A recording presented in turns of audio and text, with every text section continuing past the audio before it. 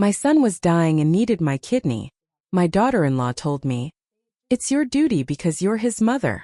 The doctor was already getting ready to operate on me when suddenly my 9-year-old grandson ran into the room and shouted, "Grandma, I need to tell the truth about why my dad really needs your kidney." The entire medical team froze in that instant. I'm glad you're here. If you're watching this video, hit like, subscribe to the channel, and tell me in the comments where you're listening from. I want to know how far this story of revenge has traveled. I'm lying on the cold operating table. The bright white surgical lamp blinds me so much that I want to close my eyes tightly, but I can't. My whole body is rigid. It's not from the cold, but from a suffocating sensation, as if fate itself were tightening around my neck. The beep of the heart monitor sounds steady, but every beat feels like a hammer strike in my head.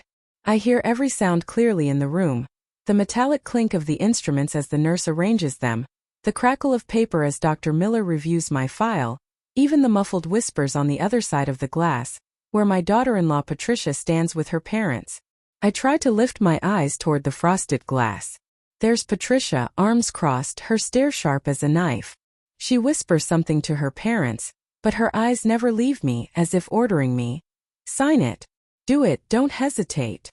I've already signed the consent form to donate my kidney to Andrew, my son. That paper must now be sitting somewhere on the doctor's desk, with my shaky signature sealing a commitment I can't take back. The nurse is holding a syringe. The anesthesia gleams under the light. I close my eyes. I try to breathe deeply, but my chest feels heavy as if filled with lead. I think of Andrew, my eldest son, the one I raised and sacrificed my life to protect. He's in the room next door, weak, waiting for my kidney so he can survive. I tell myself this is the right thing to do. As a mother, I have to. But why do I feel this emptiness inside, this nameless unease? Suddenly, a loud noise startles me. The operating room door bursts open and a gust of cold air rattles the tray of instruments on the table. The whole room seems to hold its breath. I open my eyes, trying to lift my head though the straps hold me down tightly. Matthew, my 9-year-old grandson, rushes in like a whirlwind. His sneakers are muddy, his school uniform wrinkled, his little chest rising and falling as he gasps for breath. Behind him, a nurse chases in panic, shouting, "Kid, you can't be in here. Oh my God, stop." But Matthew doesn't stop. He runs straight toward me, his big round eyes full of fear, but also determination. "Grandma," he says, his voice trembling but so clear it squeezes my heart. "I should tell everyone why my dad really needs your kidney." The entire room falls silent.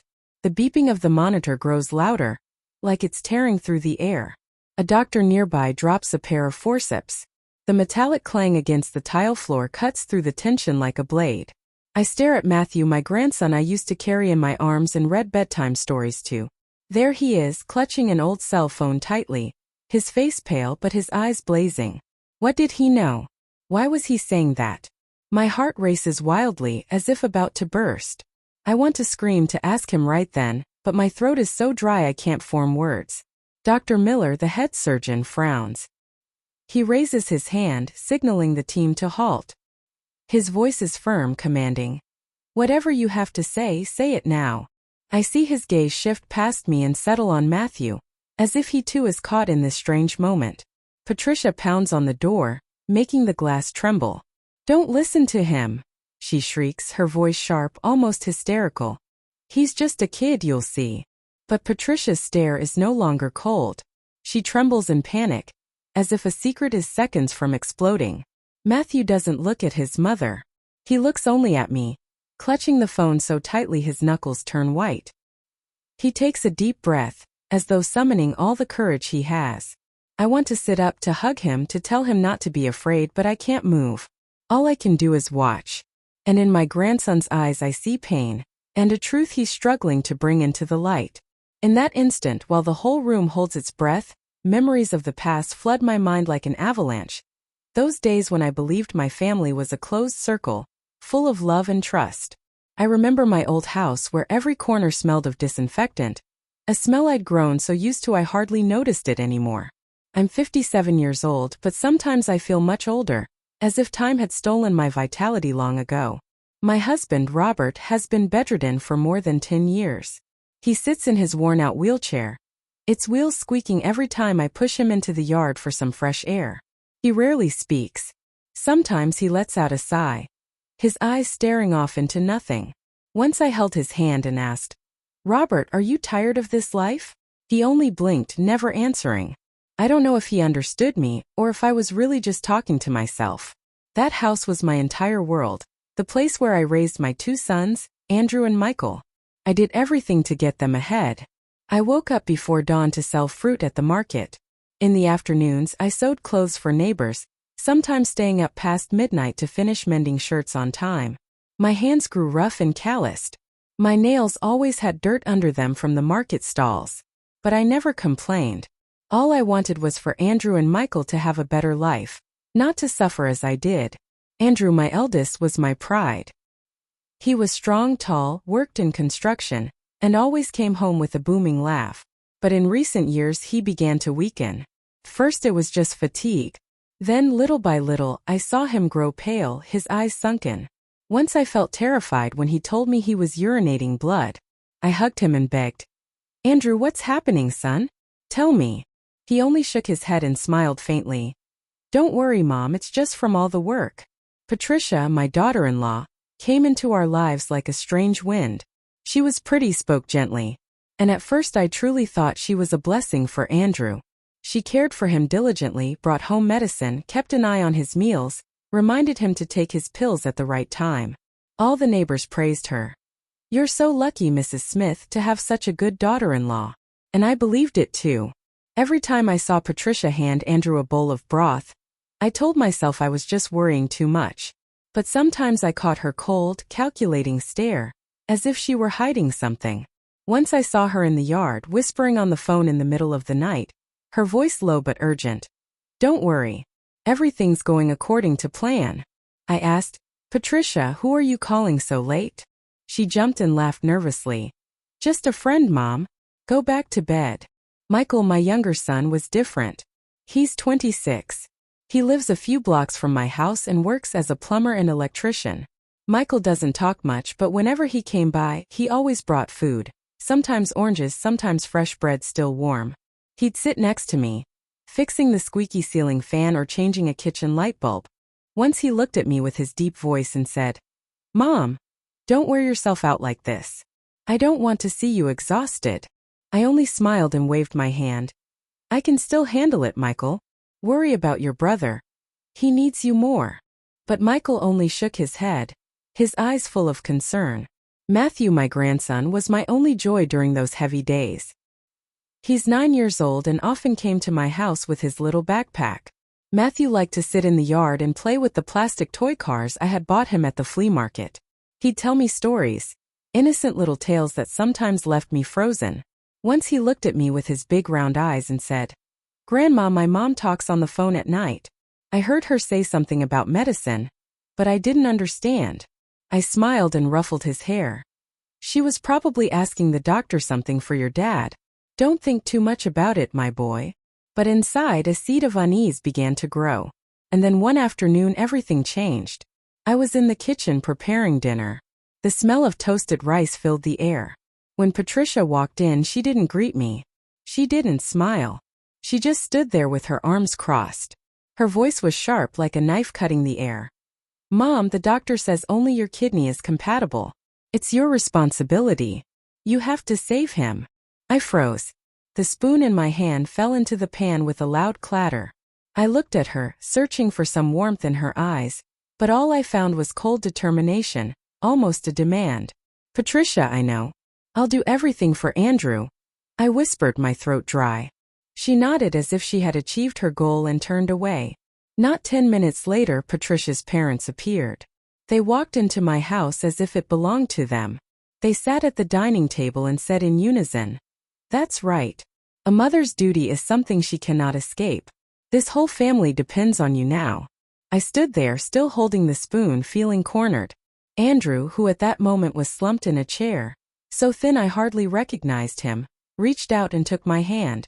His hand was ice cold. "Mom," he whispered, "I trust you'll save me." I looked into his eyes that as a child sparkled with life but now only showed exhaustion and pleading. I nodded without saying a word. suddenly feeling the room shrink around me. The scent of herbal medicine from Robert's pot in the corner made it even harder to breathe.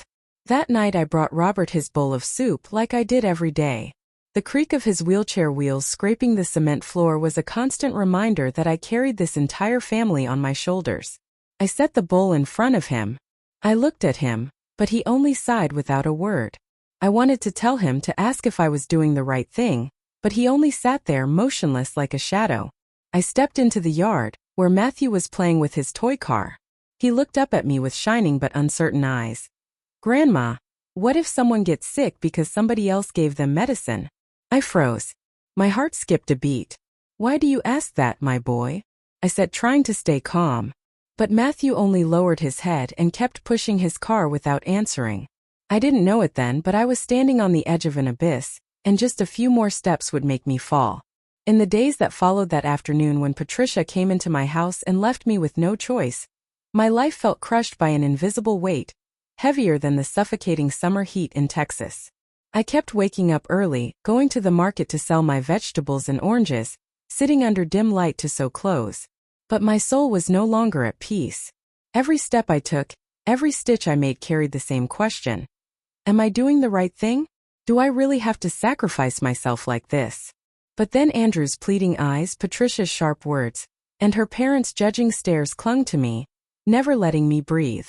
The next morning, as the sun was just coming up, Patricia was already at my door. I had just made tea. The smell of mint had barely begun to fill the house when she walked in, without knocking, without greeting me. "Mom," she said, her voice firm as a nail, "the doctor says there isn't much time left. If you keep hesitating, he could be in danger." She laid a stack of medical papers on the dining table, white sheets covered in numbers and signatures I didn't really understand. She pointed at each line as if teaching a child. "Right here it says you're the only compatible one. No one else can save him." I stood there holding the teapot. The hot water burned my fingers, but I felt no pain. All I heard was the sound of the broom scraping the cement floor as I began to sweep, trying to escape Patricia's stare. "I heard you," I said in a barely audible voice. "I'll do everything for Andrew." But inside a heavy stone pressed on me, making me want to scream, to run. I kept sweeping. The broom's rhythm was like a sad beat trying to drown out Patricia's words. But she didn't stop. She stayed there, watching me as if waiting for me to nod again, to confirm I wouldn't dare refuse. When she finally left, I sat down and covered my face with my hands. I thought of Andrew when he was little, running behind me at the market, clutching at my skirt, laughing with joy. "Mom, when I grow up, I'll build you a beautiful house." Now he lay there, thin, pale, a shadow of what he once was. I wondered if I could let him go without doing anything, but every time I thought about donating my kidney, fear washed over me. Not fear of the surgery, but of the sense that I was being pushed into something bigger, darker, something I couldn't quite see. That night Patricia's parents came again. They brought a basket of fruit, some mangoes and oranges, but only set it on the table out of duty and sat in the two main chairs of the living room as if they owned the house. Her father, Richard, coughed a few times and said with his raspy voice, "In my day, parents could sacrifice everything for their children. My grandmother sold all her land to save her son.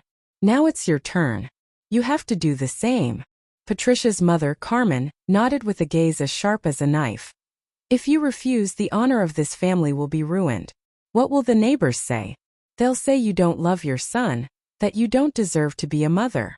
I sat there, clutching the edge of the table, feeling cornered into a dark corner. I wanted to say something, to ask why all the burden fell on me, but I couldn't open my mouth. I only lowered my head and nodded faintly like an automaton. That night's dinner was as heavy as a funeral. Patricia, with feigned skill, placed a piece of chicken on my plate, but her voice was cold. "Mom, save your strength for the surgery." I stared at the chicken on my plate, but I couldn't swallow. Andrew sat across from me, his face gaunt and his eyes sunken. He tried to smile weakly. "Mom, I know you'll save me, just like all the times you saved me when I was a child." His words were like a dagger in my heart. I remembered the days when he had a high fever and I stayed up all night cooling him with damp cloths, or the times he fell off his bike and I ran to bandage his wounds. I had always been there. I had always been the mother willing to do anything. But this time, why was I so afraid? Michael sat in the corner of the table, silent as a shadow. He didn't eat. He only stirred his spoon in his soup without taking his eyes off Patricia. I saw the suspicion in his gaze, as if he were trying to see through my daughter-in-law's mask. I wanted to ask him, but I didn't dare. The air in the room was dense. Only the clinking of spoons against plates could be heard, like hammer blows in my conscience. After dinner, Patricia got up and personally took Andrew's plate to the kitchen to wash it, not letting anyone else touch it. She did it quickly, but I noticed how carefully she checked the plate, as if she feared someone might see something inside. That night I couldn't sleep. Lying in my old bed, I listened to the ticking of the clock on the wall. Each second was a reminder that Andrew's time was running out. I got up, walked down the hallway to get a glass of water. Then I heard whispers from Patricia and Andrew's room. I froze in the dark, holding my breath. Patricia's voice was low but clear. Yes. After the transplant we'll have all the data. Don't worry. She won't dare refuse. I stood there, my heart pounding hard. My hands trembled so much I had to lean against the wall to keep from falling. Data? What were they talking about? I wanted to knock on the door to confront her, but at that moment Patricia opened it. She jumped when she saw me and then forced a smile. Still awake, Mom? I was just calling to ask about his medicine. I nodded and turned away, but it felt as if thorns had been driven into my heart. Patricia's smile, her voice. Everything was false, like a mask hiding something terrible. The days after that tense conversation with Patricia and her parents were like living in a foggy dream, where everything familiar turned strange and frightening. I kept doing my daily chores, going to the market to sell, sewing clothes, feeding my husband Robert. But every action was mechanical, without soul. My heart was heavy, as if a black cloud hovered over my head. Patricia's words, Andrew's pleading gaze circled in my mind without giving me a moment's peace. But then one afternoon when Matthew, my 9-year-old grandson, came to the house, the first crack appeared in the wall of trust one was trying to keep standing. Matthew came in with muddy sneakers and his little hands still sticky from his art class paint. He dropped his old backpack in a corner, sat on the floor, and pulled out the plastic toy car I had bought him at the flea market last year. I tried to smile at him, but my mind was tangled. Matthew had always been a small light in my dark days, with his innocent stories and clear laughter. But that day he didn't smile. He pushed the toy car back and forth across the floor with a distant look, then suddenly lifted his head and stared at me. Grandma, he said in a low but clear voice. What if my dad isn't sick because of life, but because someone is giving him medicine on purpose? I froze as if I had been slapped. The spoon in my hand nearly slipped, but I managed to hold it, trembling. Why do you say that, Matthew? I asked, trying to keep my voice calm, but my heart pounded fiercely. I looked into his clear eyes, full of a worry far too heavy for his age. Matthew didn't answer right away. He lowered his head and kept playing with his toy car. I saw how tightly he clenched his little hand, as if holding something back. I wanted to hug him to ask more, but I only managed a nervous laugh. You think too much, my boy. Your dad is sick and the doctors are treating him. But my smile was forced and Matthew didn't return it. He just looked at me. Then he stood up in silence, grabbed his backpack and ran home. Matthew's question was like a stone thrown into a calm lake in my heart, creating ripples of doubt. I stood there in my small kitchen, staring at the vegetables on the table, unable to focus. I thought of Andrew, of the bottles of pills Patricia always brought, of how she controlled everything related to my son. I told myself I must be imagining things. Patricia was Andrew's wife. She loved him. She wouldn't hurt him. But deep down in my heart I knew something was wrong. That afternoon passed. Michael came with his toolbox, saying he had come to fix the kitchen light bulb that had been flickering the night before. I watched him climb the ladder, twist and tighten things, and the new light filled the kitchen. But then, as he came down holding the old bulb in his hand, Michael looked at me with unusual seriousness. Mom, he said in a low, almost whispering voice, my sister-in-law is acting very strange. I saw bottles of pills without labels in my brother's medicine cabinet, and she hides them very well. I froze, dropping the plate I was washing into the sink, splashing water onto my blouse. What are you saying? I asked, my voice breaking. Michael stepped off the ladder and stood in front of me, his eyes full of concern. Mom, I'm afraid my brother's illness isn't natural. I'm afraid someone. He didn't finish the sentence, but his look said it all.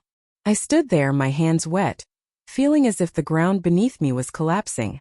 I wanted to scream to tell Michael he was overthinking, that Patricia could never do something so terrible. But I couldn't speak. I only looked at him, while in my mind Matthew's question echoed again. What if my dad is sick because someone is giving him medicine? I tried to shake off the thought, but it clung to me like a shadow I couldn't escape. The next day at noon I brought soup to the hospital for Andrew. The white room and the sharp smell of disinfectant made me feel short of breath. Andrew was lying there, thin, with 4 lines in both arms, but he still tried to smile when he saw me. Mom, you're here already, he said in a weak voice. I set the bowl on the little table, and just as I was about to feed him the first spoonful, I saw Patricia standing by the bed holding a glass of water. Discreetly, she dropped a pill of a strange color into the glass. The movement was so quick that if I hadn't been watching closely, I would have missed it. When I stepped in, she flinched and spilled some water on the floor. What pill is that, Patricia? I asked, trying to sound calm. She smiled, but it was a forced smile. It's a kidney supplement. The doctor prescribed it. I nodded, but a chill ran down my back. I couldn't rest easy. After Andrew finished eating, I went to look for the doctor on duty, a middle-aged man with thick glasses. Doctor, I asked in a trembling voice, did you prescribe any new supplement for Andrew's kidneys? He looked surprised and checked the chart. No, we haven't prescribed anything new. The current medication is enough. His answer froze me. I stood in the hospital hallway listening to the announcements over the loudspeaker, but my mind was blank. Patricia had lied. What was that pill? Why did she have to hide it? By late afternoon, Matthew came back to my house. This time he didn't play with his toy car. He sat in a chair and pulled an old cell phone with a cracked screen from his backpack. Grandma, he said in a low but steady voice, I want you to hear this. He tapped a few buttons and handed me the phone. A recording played. It was Patricia's voice, whispering but clear. After the transplant, the test results will be perfect. Don't worry. She won't dare refuse. I dropped the phone. My hands trembled uncontrollably. I looked at Matthew, my little grandson, and saw his eyes red, as if he were just as scared as I was. I found it on my mom's old phone, he said, his voice breaking. I don't know what it means, but I thought you should know. I hugged Matthew, trying to hold back my tears. You're very brave, my boy. I whispered, but inside, everything was collapsing. Test results? What was Patricia talking about? I thought of Andrew, of the unlabeled pill bottles, of Michael's suspicious look, of the strange colored pill in the glass of water. They were scattered pieces of a puzzle, but little by little they were fitting together, forming a picture I didn't dare face. That night I didn't sleep. I sat in my silent house, listening to the ticking clock. Each second was a reminder that Andrew's time was running out. One morning I went to the hospital carrying an old plastic container with hot food. The smell of rice and stewed meat seeped from the edges. Andrew's room was white, cold, and the disinfectant smell was so strong it was hard to breathe. I had gotten used to that atmosphere, but that day it pressed down on my chest. Andrew lay there, his eyes sunken and his face pale, but he still tried to smile at me. Mom, you came so early, he said in a voice as faint as a sigh. I set the food on the little table and tried to smile, but inside a storm raged. The doubts from the previous days, Matthew's question, Michael's warning, all screamed in my head without letting me rest. Patricia was already there, sitting by Andrew's bed, staring at the 4 bag dripping slowly. She didn't look at me. She didn't greet me. She only nodded in silence, as if my presence was expected. On the nightstand I noticed a small pill bottle with the lid poorly closed, half hidden under a crumpled napkin. The bottle had no label, just a white plastic container with strange blue pills inside. I picked it up, trying to keep my voice steady. What medicine is this, Patricia? She jumped, nearly startled out of her seat, and snatched the bottle from my hand so quickly it made me step back. They're just vitamins, Mom, she said with a smile as false as peeling paint. The doctor prescribed them to help his kidneys. I nodded, but a chill ran down my spine. Patricia's smile, the way she ripped the bottle from me. Everything was wrong, as if she were hiding a secret I wasn't supposed to know. I sat next to Andrew and began feeding him, but my mind was elsewhere. I kept thinking about the unlabeled bottle, about what Michael said regarding the strange medicines Patricia hid. I thought about Matthew, about his innocent yet sharp question. What if my dad is sick because someone is giving him medicine? I wanted to ask Patricia right there. I wanted to scream and demand the truth. But I was afraid. Afraid that if I opened my mouth, everything would collapse and I'd lose Andrew forever. I looked at my son struggling to swallow each bite and told myself, Mary, you need to stay calm. Find out the truth first. At noon, Michael arrived at the hospital. His hands were still stained with grease from work, and his old t-shirt was worn at the shoulders. He didn't say anything. He just sat quietly in a corner watching Patricia, who was in the hallway talking to a nurse. When she left, Michael came over to me and pulled a small plastic bag from his backpack. Mom, I want you to see this, he whispered, his voice tense like a guitar string. He showed me his phone. On the screen were blurry photos but clear enough to stop my heart. It was Patricia in the back parking lot of the hospital, discreetly pulling a small bag from the trunk of her car and handing it to an unknown man. The man wore a black jacket and a cap that covered most of his face, but I clearly saw the bag of medicine in Patricia's hand. I took these pictures yesterday, Michael said, his voice trembling. I followed her because she was acting so strange, Mom.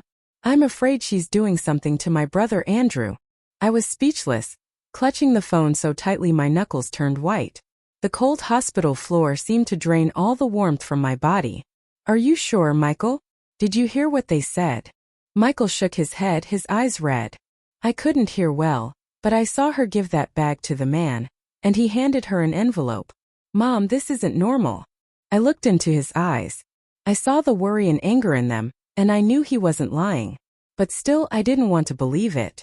Patricia was Andrew's wife. She had promised to take care of him. How could she do something so terrible? That afternoon when I got back home, Matthew came again. He didn't run or play like always but sat silently in a chair, clutching his backpack. Grandma, he said in a low but determined voice, I want you to hear something. He pulled the old phone with the cracked screen from his backpack and trembling played an audio file. Patricia's voice came through, whispered but clear, stabbing me right in the heart. After the transplant, the data will be complete. Don't worry, that old woman won't dare refuse. This result is worth 100 times more. I froze. I dropped the phone onto the table, my hands trembling uncontrollably. I looked at Matthew, my little grandson, and saw his eyes red. His lips pressed tight as if holding back tears. I found it on my mom's old phone, he said, his voice breaking. I don't know what it means, but I thought you should know. I hugged Matthew, feeling like the whole world was collapsing at my feet. You're very brave, Matthew, I whispered, but my voice cracked and tears rolled down my cheeks. I thought of Andrew, of the unlabeled pill bottles, of Michael's photos, of Matthew's recording. They were scattered pieces, but they were fitting together, painting a dark picture I didn't dare face. What was Patricia doing? What data? What results? And why did she say that old woman won't dare refuse? I felt betrayed not just by Patricia, but by my own faith in family, in love. That night I didn't sleep. I sat in my silent house, listening to the sirens of an ambulance outside, the flashing red and blue lights cutting through my soul. I thought of Andrew growing weaker each day, of the strange medicines, of Patricia's calculating whispers. I thought of Michael, of his suspicion and worry in his eyes, and of Matthew, the 9-year-old boy who bravely brought me the truth. I held my head, feeling like my brain was about to explode. I wanted to run to the hospital, confront Patricia, scream and demand an explanation. But I was afraid. Afraid that the truth was even worse than I imagined. Afraid I wouldn't have the strength to endure it. I went out to the yard and stared at the pale moonlight. I thought of Robert, my silent husband, who could only sit and watch everything. I wanted to tell him, to ask him what I should do, but I knew he wouldn't answer. I was alone with the pieces of a truth slowly revealing itself. The next morning I woke with the weight of the whole world pressing on my chest. The birdsong in the yard, a sound that usually brought me peace, now felt like knives piercing my mind. I knew today was the day the hospital would make the final decision about Andrew's kidney transplant. The clues Matthew and Michael had given me, the recording, the photos, the unlabeled bottle, kept spinning in my head, but I didn't dare face them. I was afraid that if I dug deeper, I would find a truth I couldn't bear. I only wanted to save Andrew, to see my son healthy again, even if the price was a part of my own body. But deep down I knew things weren't that simple. The hospital summoned me at noon. I entered a small meeting room where Dr. Thompson was already waiting. He spread the test results across the table. White sheets filled with numbers and charts I didn't understand. "Mary," he said in a grave but firm voice, "we've reviewed everything thoroughly. You are the most compatible person to donate a kidney to Andrew. If we don't proceed soon, his life will be in danger." I sat there clutching the hem of my blouse, my head buzzing like a swarm of bees. "I understand," I whispered, but my voice was so low I wasn't sure he even heard me. Dr. Thompson looked at me, his expression softening. "Do you need more time to think it over?" I shook my head. Not because I had already decided, but because I felt I had no way out. Patricia, her parents, even Andrew. They all counted on me, and I couldn't let my son die. Through the glass door I saw Patricia standing with her arms crossed. Her sharp gaze shifted to her mother, Carmen, and she gave her a nod, as if certain I wouldn't dare refuse. That gesture sent a chill down my spine, like they were playing a chess game where I was nothing more than a pawn. I wanted to stand up, to shout that I knew about the bottle, the recording, but I couldn't. I sat there trapped in an invisible cage with no escape. That night I gathered the whole family in my small house. The living room was crowded. The yellowish light of an old bulb reflected on the worn walls. I placed a teapot on the table. The smell of mint couldn't ease the heavy atmosphere. Patricia's parents, Richard and Carmen, sat in the center, taking the two best chairs as if they owned the place. Patricia sat beside them with her hands clasped, watching me out of the corner of her eye to make sure I wouldn't back out. Andrew lay on the couch, pale-faced and breathing weakly. Michael leaned against the wall in silence, his eyes red as if holding back a fury ready to burst. Matthew curled up in a corner, hugging his small backpack, his gaze full of anguish. I took a deep breath. My hands shook as I set down the teapot. "I've made a decision," I said with a trembling voice, trying to sound firm. "I'm going to donate my kidney to Andrew." The room exploded like a bomb. Carmen clapped with a shrill voice. "That's a true mother. I knew you wouldn't let this family down." Patricia covered her face. Tears streamed down, but I saw how she clenched her fists, as if she were acting on a stage. "Oh, Mom," she said, her voice breaking. "I knew you loved him more than anyone. Thank you." Andrew looked at me, his eyes clouded with exhaustion, yet he still managed to say, "Mom, I owe you my life." His words pierced my heart like a knife. Then Michael jumped to his feet and slammed the table hard. The impact made the teacups rattle. "No!" he shouted, his voice trembling with rage. "Mom, can't you see? You're sacrificing yourself for a wicked plan. She's using you, and she's using my brother Andrew." The air in the room grew dense. Only the buzzing of a mosquito around the bulb could be heard. Patricia shot up and pointed at Michael. "What are you saying? How dare you accuse me? I do everything for my husband." But Michael didn't back down. He stepped closer, eyes blazing. "Accuse you?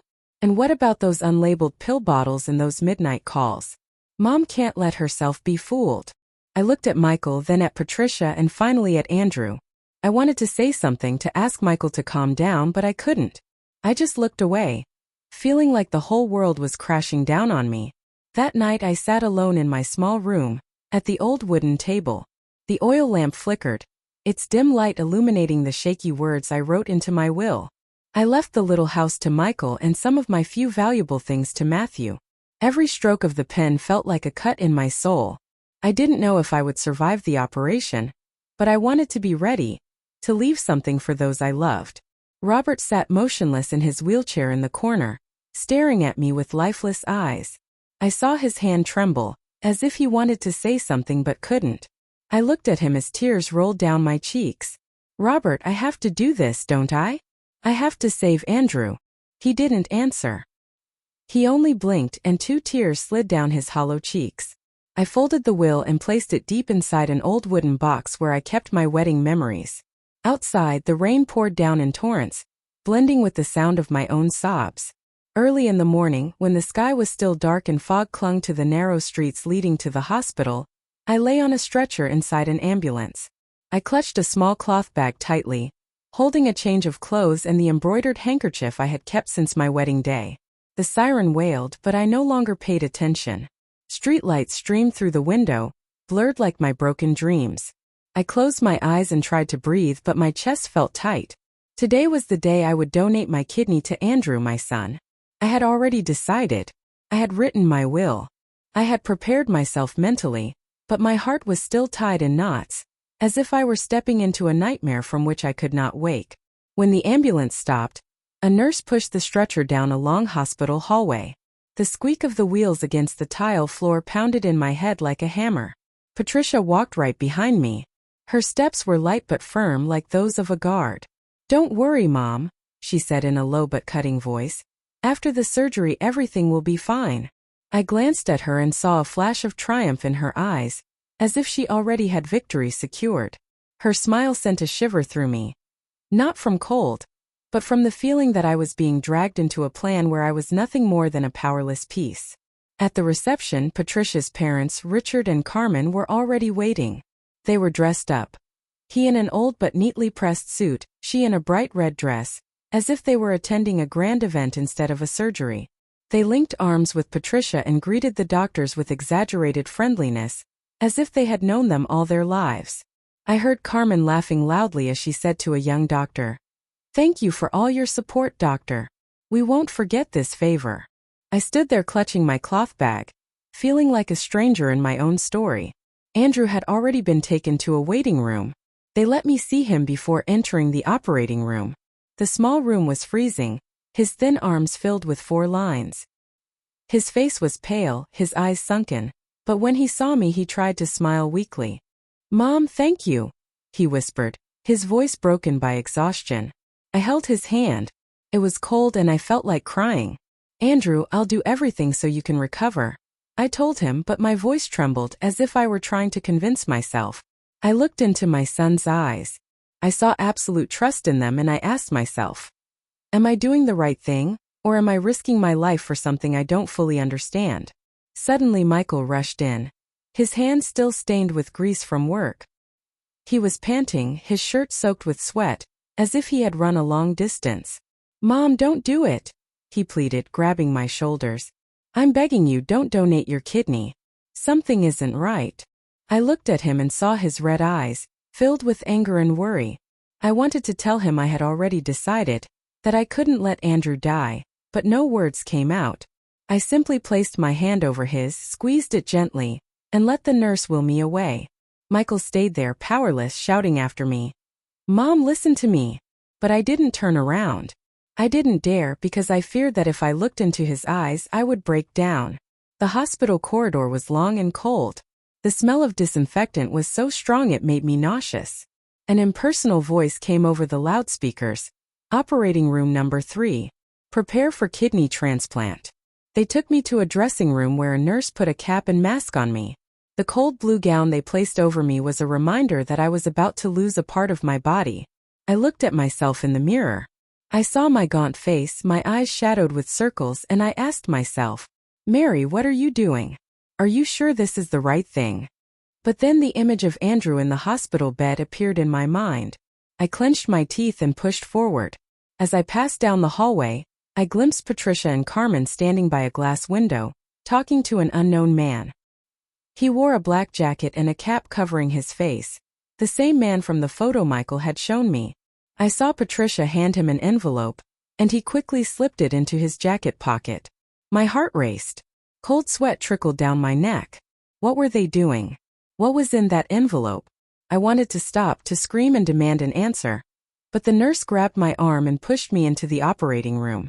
The white light shone directly into my eyes, so bright I had to squint.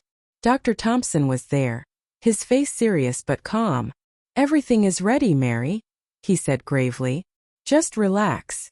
I nodded, but my body was rigid. The nurse placed electrodes on my chest, and the steady beep of the monitor echoed, each beat like a warning. Patricia appeared on the other side of the glass. She pressed her face against it and motioned for me to quickly sign the papers another nurse was holding. I took the pen with trembling hands. The ink smeared across the page. When I signed, it felt as if I were sealing my own death sentence.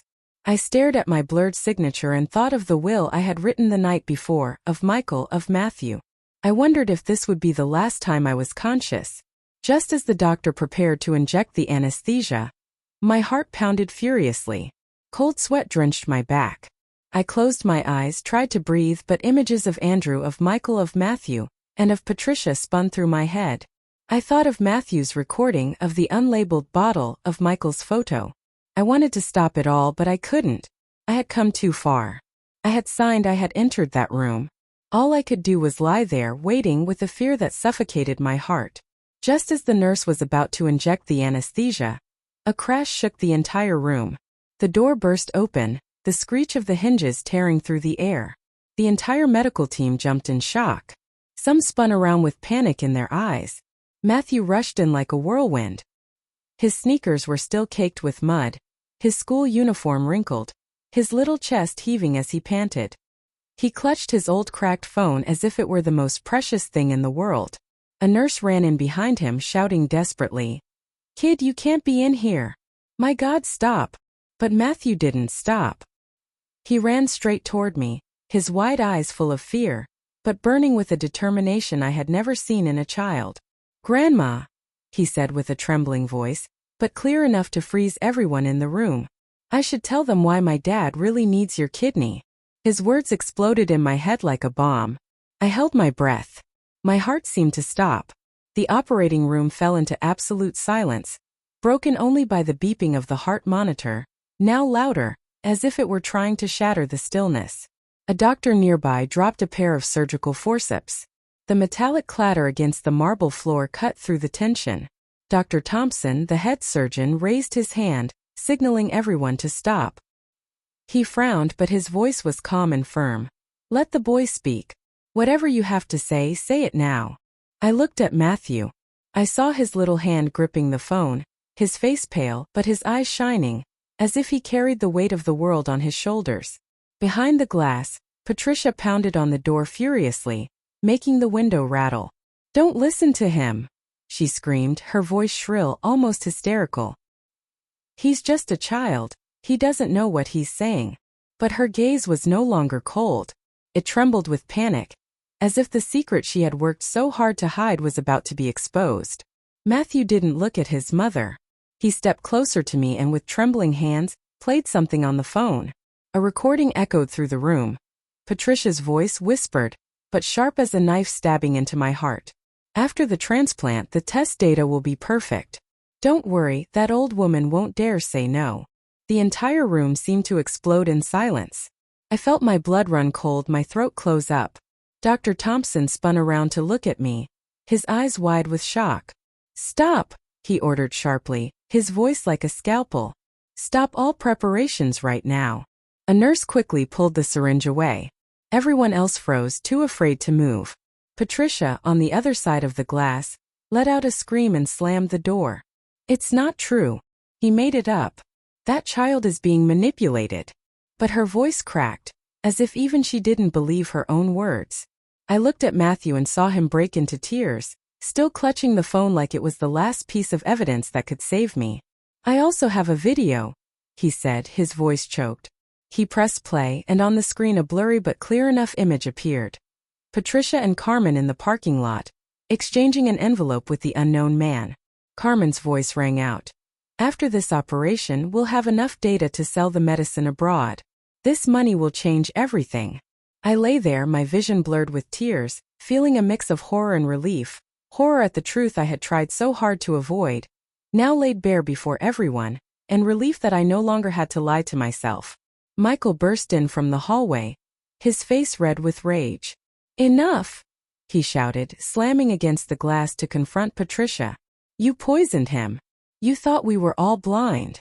Before anyone could react, he raised his hand and slapped her. The sharp sound echoed down the hall, making Carmen scream. "How dare you hit my daughter?" But Michael didn't stop. He pointed at Patricia, his voice shaking with fury. "What medicine have you been giving him? What did you do to my brother Andrew?" Patricia clutched her cheek, tears streaming down her face, but in her eyes I saw no remorse, only the terror of someone who had been caught. "Are you insane?" she screamed, turning to Dr. Thompson. "Don't listen to them. They're slandering me." But Dr. Thompson didn't answer.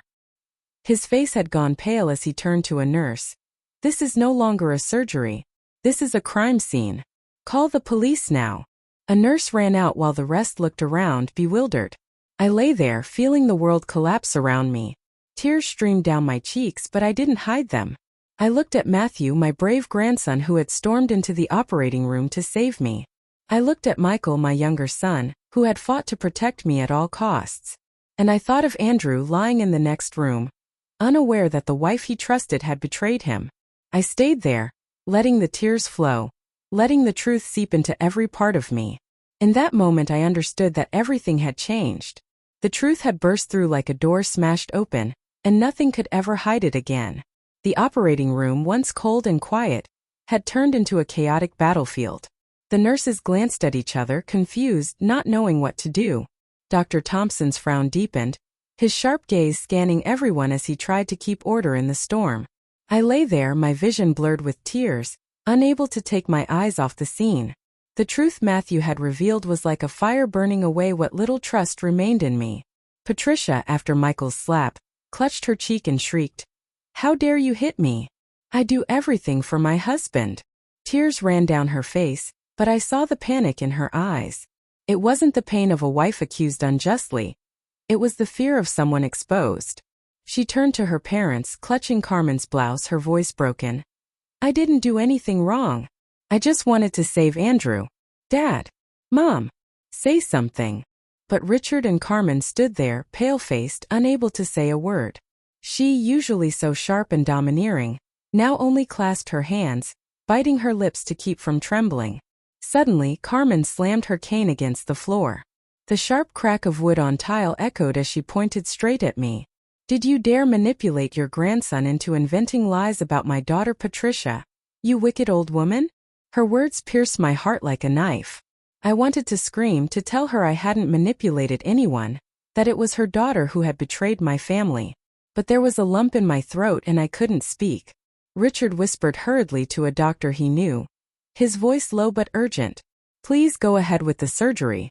We'll handle everything. We just need this finished." He slipped an envelope into the doctor's hand, but Dr. Thompson stepped forward, his voice as cold as ice. "Here, the law decides, not money." He snatched the envelope, tossed it to the floor, and ordered a nurse. "Lock the doors. No one leaves. I'll report this to hospital administration immediately." The sound of his footsteps was firm, like a declaration that everything had spun out of control. Michael burst into the operating room, ignoring the nurse who tried to stop him. He grabbed me by the shoulders, his eyes bloodshot, and shouted, "Mom, don't give up your kidney. It's all their plan. She poisoned my brother. Andrew, can't you see it?" His voice trembled, full of rage and pain. I looked into his eyes and saw the desperation of a son trying to protect his mother. From the adjoining room came Andrew's weak, confused voice. "What's going on? Why are you arguing?" He tried to sit up, struggling to breathe. My heart shattered into pieces. My son didn't know. He had no idea that the wife he loved and trusted had dragged the entire family into a dark conspiracy.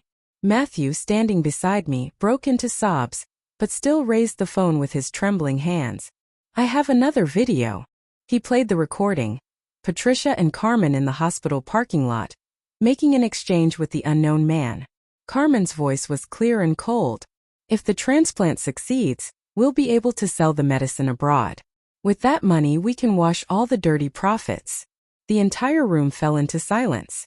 A nurse covered her mouth, eyes wide with horror. Dr. Thompson froze, clutching the medical file as if it held back his fury. Panicked, Patricia lunged at Matthew to snatch the phone away. "No, that's fake," she screamed, her voice breaking. But Michael was faster. He took the phone and shoved Patricia, who fell to the floor. One of her heels flew off and clattered against the tile, a sharp sound like the final punctuation of her charade. "Shut your mouth," Michael roared, his face red with fury. "Do you think you can fool everyone? What have you been giving him? What did you do to my brother?" Patricia sat on the floor, her hair disheveled, but her eyes still held a flicker of defiance. "I didn't do anything. You're all slandering me." At that moment, hospital security entered. 2 uniformed guards approached Patricia, Richard, and Carmen before they could react. Carmen kept cursing, her cane shaking in her hand. "Traitor! You destroyed this family." But her voice cracked as if even she knew it was over. Patricia struggled, screaming, "Let me go. I didn't do anything wrong." Her eyes reflected nothing but the desperation of someone cornered. When the operating room door closed behind the police, Patricia's and her parents' shouts still echoed down the hall, but to me they faded away like a nightmare dissolving. Dr. Thompson came to me, his face serious but his gaze softened. "Mary, the surgery is cancelled. We'll transfer Andrew to an alternative treatment. Dialysis combined with new medication. You risked your health preparing for this, but you saved both your life and your dignity." "Thank you, doctor," I whispered, my voice weak but sincere. Michael rushed to my side and helped me sit up. He gripped my hand tightly. "You still have me, Mom. I'll protect you, I promise. You're my pride, son," I whispered, and the tears returned. Andrew was moved to a recovery room. When I entered, he lay pale and weary, his eyes red. He asked weakly, "Mom, is it true that everything my wife did was to hurt me?" I leaned down, hugged him, and my tears fell onto his hospital gown. "Oh, Andrew, my son. I don't know where it all began, but I promise I won't let anyone hurt you again." He bowed his head, crying, "Mom, I was wrong. I didn't protect you, and I let you suffer too much." I hugged him tighter, feeling that it was just the two of us now, clinging to each other through the storm we had just survived. In the days that followed, the newspapers began covering the story. Drug trafficking ring dismantled at local hospital. The headlines spoke of a group of doctors and pharmacists involved, with Patricia, Richard, and Carmen as key players. They had been testing illegal drugs on patients like Andrew, using the kidney transplant as a smokescreen to gather data for a foreign pharmaceutical company. Reading those words filled me with horror and pain. I thought of Patricia, of the time she served me food, of her sweet words that I now knew had been false. I thought of Andrew, of the months he suffered without knowing that his own wife was putting him in danger. Andrew began his dialysis and medication treatments. His health improved slowly but steadily. One afternoon he took my hand, lowered his head, and said with a broken voice, "Mom, I was blind. I trusted Patricia, and I almost let you lose everything." I stroked his head as I had when he was a boy and answered, "Son, what matters is that you're still here. That's all I need." But in my heart a scar had formed, not only from Patricia's betrayal, but from letting myself be pushed to the edge between life and death without asking questions. I returned to my small house, where Robert still sat motionless in his wheelchair. I sat beside him and told him everything, from Matthew's recording to the scene of Patricia being taken away in handcuffs. I don't know if he understood it all, but when I finished speaking I saw him blink, and 2 tears rolled down his withered cheeks. I took his hand and squeezed it, and for the first time in years I felt a small response from him. A weak squeeze, as if he were trying to tell me he understood. I broke down crying, not from pain but because I knew that, despite everything, I still had him. I still had my family. Matthew became the little hero of the neighborhood. The day he came to the house, he ran toward me, hugged my neck and whispered, "Grandma, I'm sorry I took so long to speak up, but at least I got there in time to save you." I laughed through my tears, hugging the boy and feeling the warmth of his small body. "You're the bravest person I know," I told him, ruffling his hair. Matthew smiled, the first smile I had seen from him in days. I looked into his eyes and saw that his innocence was still there, though marked by what he had been forced to witness. I promised myself that I would protect Matthew, that I would give him a childhood no one could steal from him. On the final night, I sat in my small room under the flickering light of the oil lamp. I opened my old diary and wrote the last lines.